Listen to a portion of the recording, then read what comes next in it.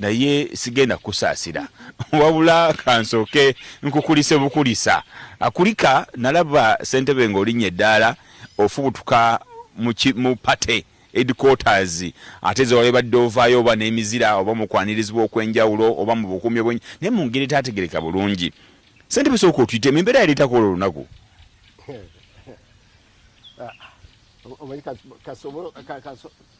okwogera kino yes buli omu ankubira amasimu yes naawe gyotandikidde kunsaasira batandika kuseka batandikira kuseka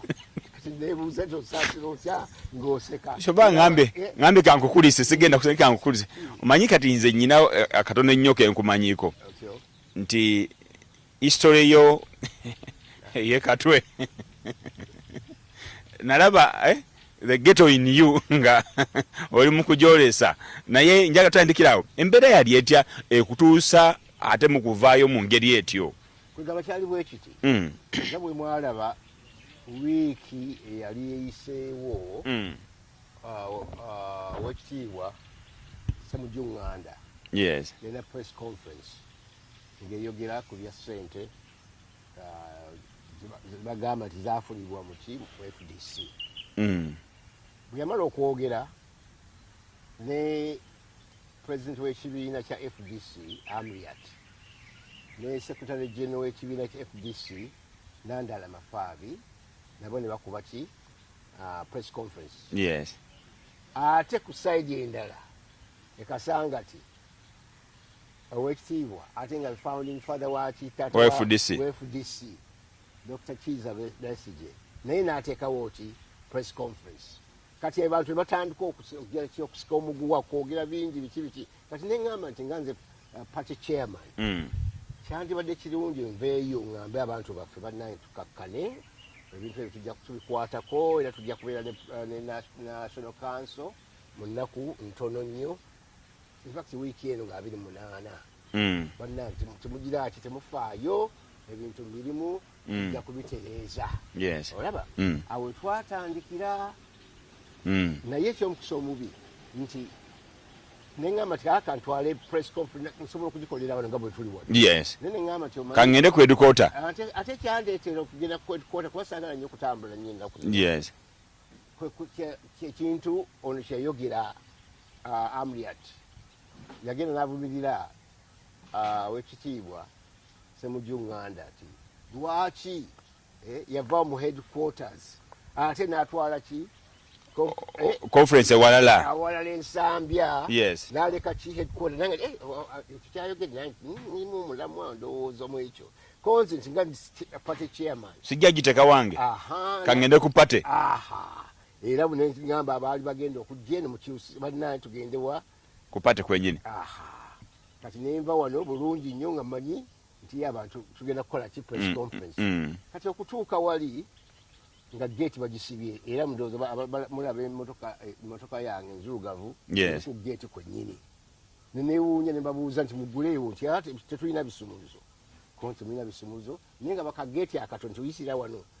kaakati mba saabifaako nnyo nga nyingira naye bwe nali nyingira abamawulire abaali nange babagaana okuyingira nyingira obwomu bwe natuuka munda ne mbuuza abaaliwo ne ŋŋamba ti ani ali wano ne baŋŋamba nti party president Amriat mwali office ye kwegamba eriraanye yange nga mugamba Patrick kiki ekigenda mu maaso baganja abamawulire okuyingira na press conference njala ngimalize mangu bawabo gyengende walala ng'agamba chairman nti tetujja kuba na press conference konti nedda gwenza okuba nga toyina naye nze nina press conference nga chairman yes yasiina yammwe nina yange nga chairman mwamalirize ebyammwe mwe mwayokoze ezammwe nanga ti chairman nti tuyitiriza okubeera neki press conference nyingi kati ate nitubeere neeno ne mugamba tiddi wali oŋŋaana obuyinza obujjawa okuŋŋaana okuba ne press conference naye ati oyinza okuba nga olowooza olina obuyinza naye obuyinza bw'olina nze mbulabanga butono naye obuyina nti kale nti sijja kugikolera wano naye gwe wayogera bw'oti noga nti abantu bagenda ensambi okukola biki kati nzize waka mu office ogamba sijja kubeera na press conference okay kangende nga nfuluma kabwe nafuluma okutuuka ku gate nga baga tufuluma n'akatono bwayisenga nawe kasebe nga bagamba bwekati bakanyama no bayiseewo bonna bazze omwana weyagira ki weyakwata essimu yange nadduka nayo kati bw'aba adduka ne mugoba ne mutega n'asuula essimu olaba kati obusungu nange ne butandika okunkwata neŋŋamba kiki kigenda mu maaso kati mu kifo ky'okugira ki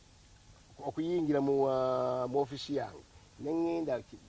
mu secretariat kaŋŋamba abantu gye bakolera emirimu nenyingira nenjogera ogenda okuyingira mu office eyo tulinamu omukyala alabirira ebintu byaffe nasangamu omwami bamwita Amini oyo akulira security kwe kumubuuza nti owanti gamba bano abaana bo banzigulirewo nzijala kutambula ye angamba bugambe nti yakyama nti ogira otuulako awo nemubuuza ntuula wano nkole eki press conference teriiyo njagala kufuluma kugenda gye nabadde ngenda naye ati ogira otuulako awo kwegala nirowooza nti bintu byakusaaga munange saatuula ngagamba nga ngoberera nga ndowooza nti agenda kugamba abaana mugulire waani chairman tekikola nga nzirayo Amriat namugamba nti owaaye nti simanyi kigenda mu maaso naye sirowooza nti bino tujja kubisobola engeri gye mukuttemu ekibiina kyaffe ntunuulidde wonna naba abavubuka bakanyama bafeesi kogamba olabira ddala ate bali mu njaga bazina banyonye mutweko gamba nga balina mu bufunze mu kaseera ako eyajja okukola press conference wadda mu buwambe atulaba ku Terefayina yaffe tugenda kusooka tuwumulemu bwe tudda tugenda kutandikiraawo twaga tumanye ekigenda mu maaso ate oba oliawo ne ssentebe kyagamba eri pate eya FDC tukomawo tovaawo